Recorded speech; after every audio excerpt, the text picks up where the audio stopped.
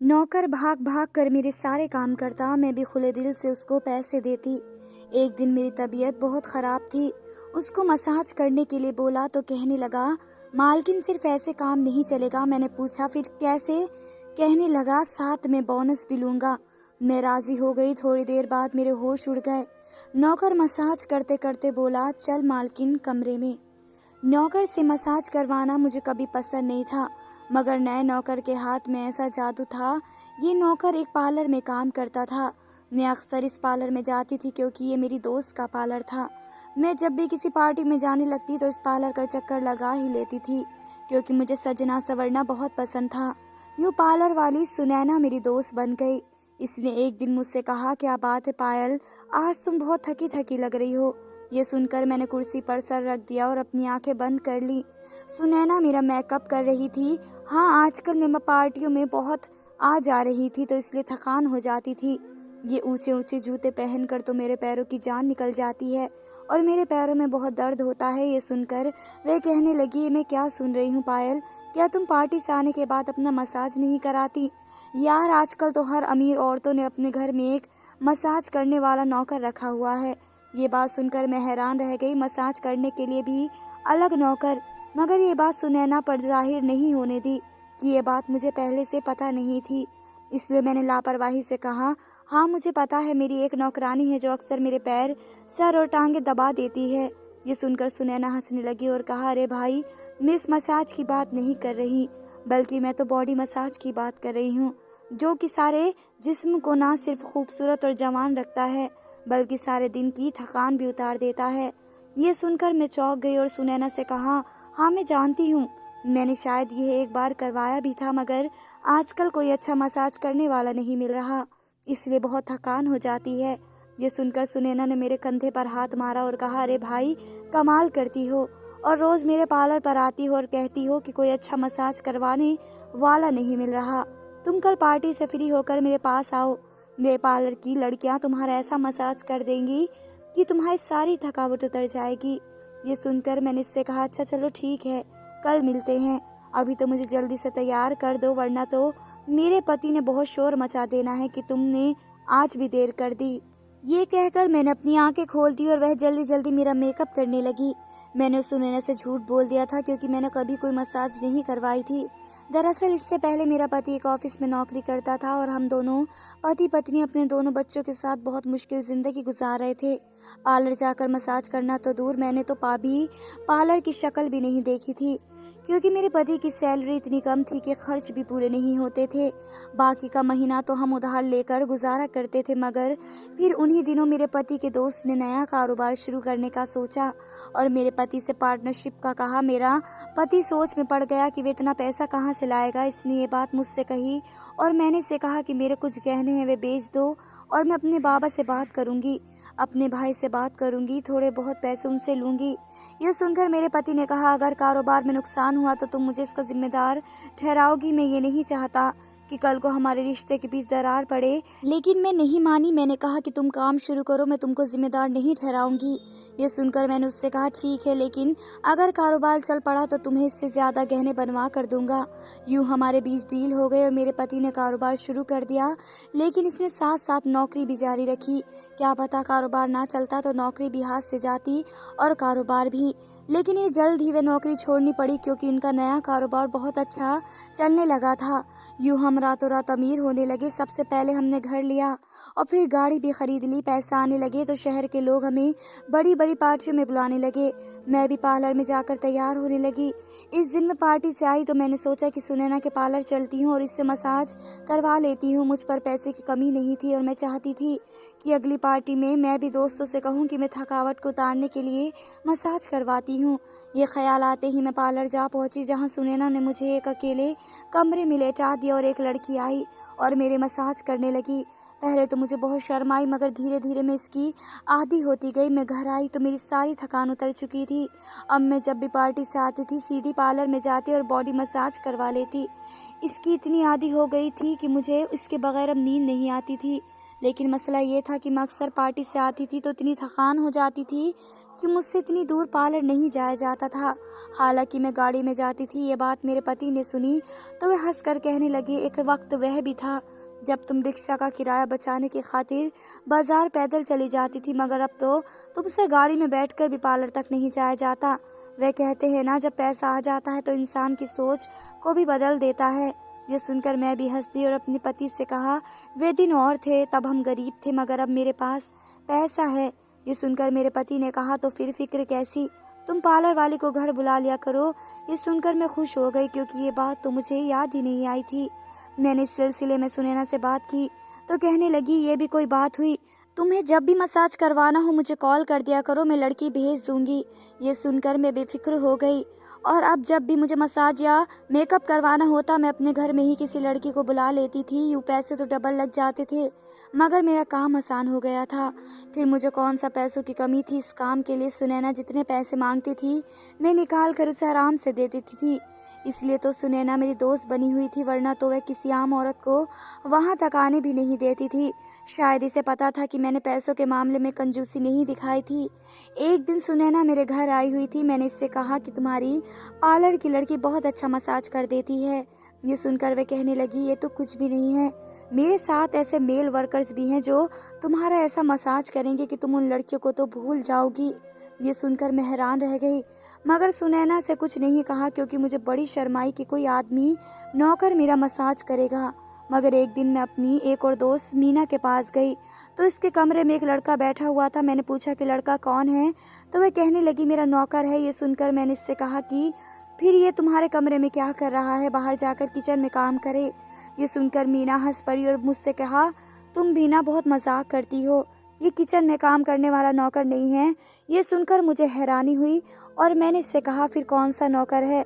ये सुनकर इसने मुझे बताया, यह मेरा बहुत खास नौकर है।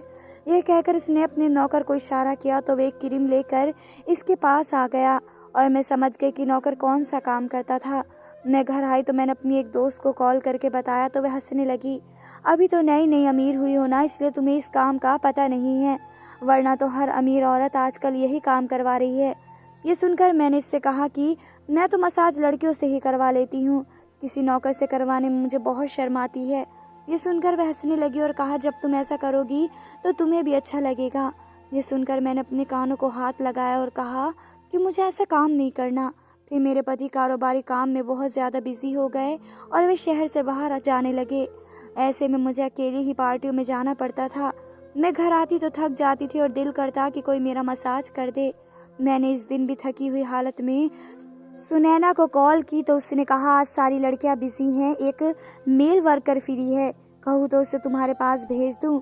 ये सुनकर मैं इसे मना करने वाली थी कि उसने कॉल काट दी और मैंने अपना सर पकड़ लिया। यह सुनैना ने क्या कर दिया, मेरी बात सुनी नहीं और अपनी सुनाकर कॉल कर दी।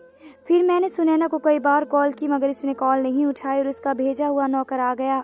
वह कमरे में आया तो उसे देखकर मैं हक्का बक्का रह गई क्योंकि वह कहीं से नौकर नहीं लग रहा था, वह बहुत साफ सुथरा था और इसने मुझे कहा कि मैं आपके मसाज करने आया हूँ। यह सुनकर मुझे बहुत शर्माई मगर मैं अंदर ही अंदर इससे मसाज करवाना चाहती थी, इसलिए मैंने पहली बार इस नौकर से मसाज करवा लिया।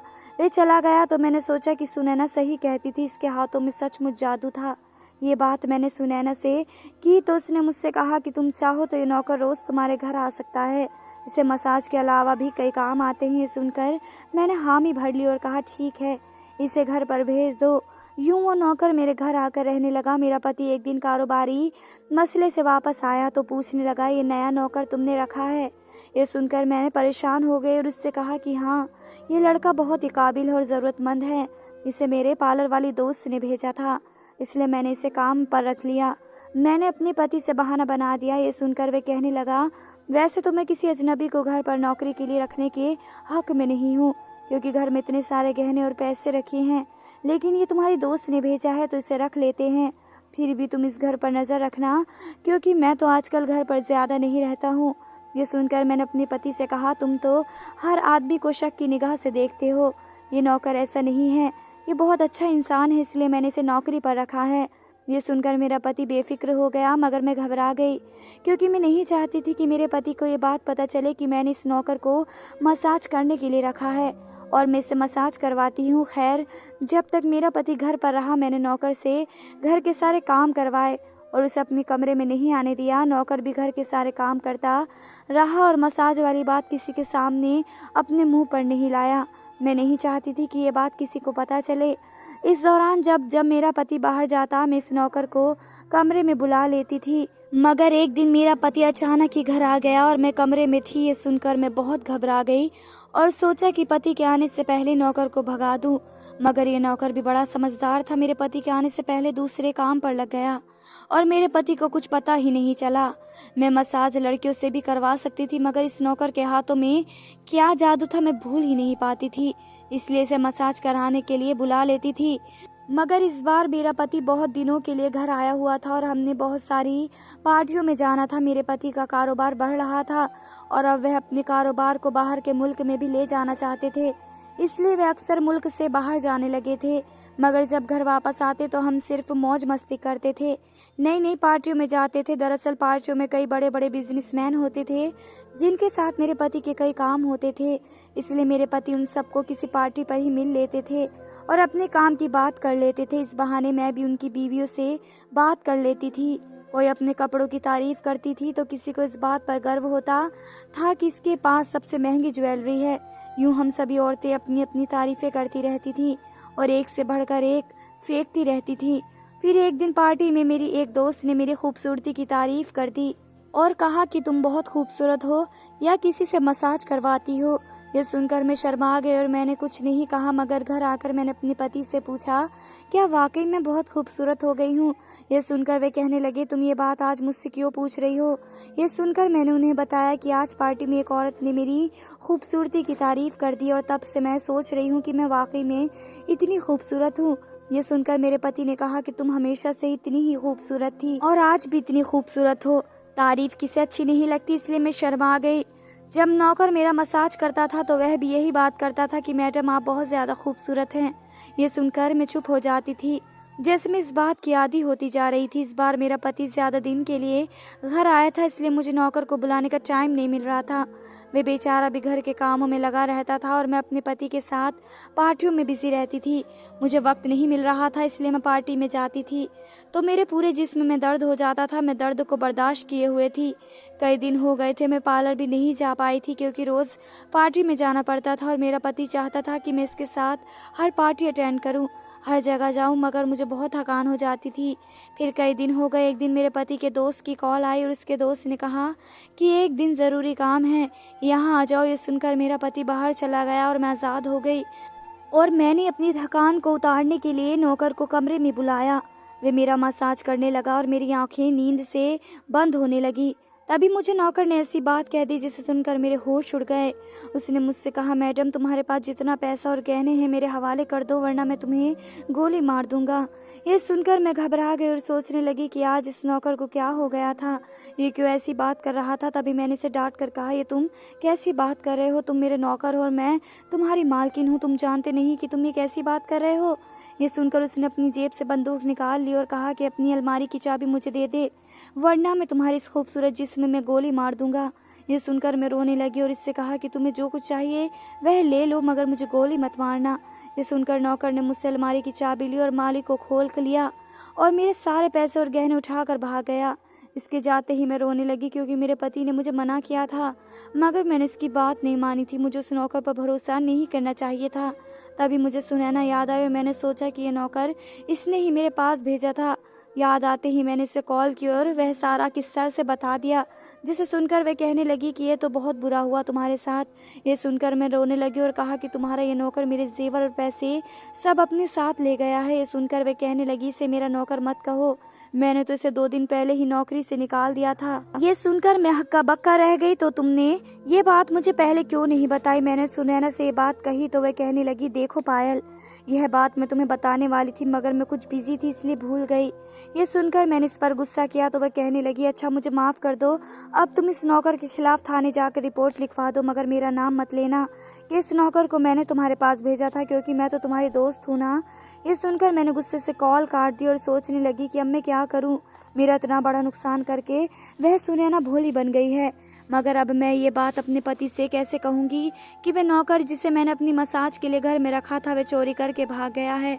मैं जानती थी कि मेरा पति मुझ पर गुस्सा करेगा, मगर मैंने सोचा कि वह मेरा पति है, मुझे ये बात उससे छुपानी नहीं चाहिए थी। मैं ये बात इन्हें बता देती हूँ। ये फैसला करते ही मैंने मोबाइल उठाया और ये बात मैंने मैसेज में लिख दी। मुझ में ये बात अपने पति से कहने की हिम्मत नहीं थी, लेकिन मेरे पति ने मैसेज पढ़ते ही मुझे कॉल की और कहा कि नौकर वही था ना जिसे तुम्हारी पार्लर वाली दोस्त ने तुम्हारे घर भेजा था। मैंने ये बात अपने पति से छुपा ली थी क्योंकि मैं नहीं चाहती थी कि ये बात इससे पता चले कि मैंने इस नौकर को अपनी मसाज के लिए बुलाया था। अगर ये बात मेरे पति को पता चलती तो वह और ज़्यादा गुस्सा करते, मगर ये बात तो उन्हें अभी तक याद ही थी, इसलिए मैंने उन्हें सच सच बता दिया। मैंने सोचा कि अब झूठ बोलने का फ़ायदा नहीं बल्कि उल्टा नुकसान ही था।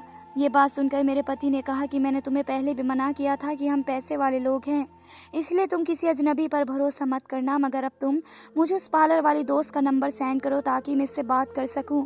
ये सुनकर मैंने अपने पति को बताया कि मैं पहले ही उससे बात कर चुकी हूं और उसने कहा कि मैंने उस नौकर को निकाल दिया था, मगर वह मुझे ये बात बताना भूल गई। ये सुनकर मेरे पति ने कहा कि मैं इससे खुद बात करूँगा। ये सुनकर मैंने उन्हें पार्लर वाली का नंबर दे दिया और ये सोचने लगी कि वह मेरे पति को ये बात ना बता दे कि वह नौकर मेरी मसाज करने आता था। मगर कुछ देर बाद मेरे पति ने कॉल की तो कहने लगे तुम्हारी दोस्त का नंबर तो बंद है। मुझे लगता है कि वह इस नौकर के साथ मिली हुई थी, लेकिन ये तो मैं पता करके ही रहूँगा कि वह नौकर कहाँ से आया था और कहाँ का है, इसने किसके कहने पर चोरी की थी। ये कहकर उसने कॉल काट दी और मैं रोने लगी कि कैसे बैठे बिठाए मैं मुसीबत में पड़ गई थी। काश मैं इस नौकर को मसाज के लिए ना बुलाती तो आज ये ना होता, मगर जो किस्मत में होता है वह होकर ही रहता है। फिर इस वाक्य को एक हफ्ता बीत गया और मेरा पति घर आ गया। मुझे लगा कि वह इस नुकसान को भूल गया होगा, मगर इसने घर आते ही मुझसे कहा हमें थाने जाना है, जल्दी से तैयार हो जाओ। ये सुनकर मैं घबरा सी गई थी और पूछने लगी सब कुछ ठीक तो है। ये सुनकर उसने कहा कि यह तो वहाँ जाकर पता चलेगा। मैं डरते डरते थाने पहुँची तो वहाँ पार्लर वाली सुनैना और वही नौकर खड़े थे। पुलिस ऑफिसर ने मुझसे पूछा कि ये वही नौकर है जिसने आपके घर पर चोरी की थी। मैंने हाँ में जवाब दिया तो पुलिस ऑफिसर ने हमें बताया कि सुनैना एक गैंग का हिस्सा थी। ये नौकर इसकी टीम का हिस्सा था और वह मसाज के बहाने लोगों के घरों में चोरी करते थे और फिर वहां से भाग जाते थे, मगर इस बार आपके पति की वजह से पकड़े गए। सुनकर मैं सुकून से हो गई क्योंकि मुझे मेरे गहने और पैसे मिल गए, जबकि सुनैना और उस नौकर को जेल हो गई थी और मेरे पति ने मुझे कुछ नहीं कहा था। धन्यवाद दोस्तों।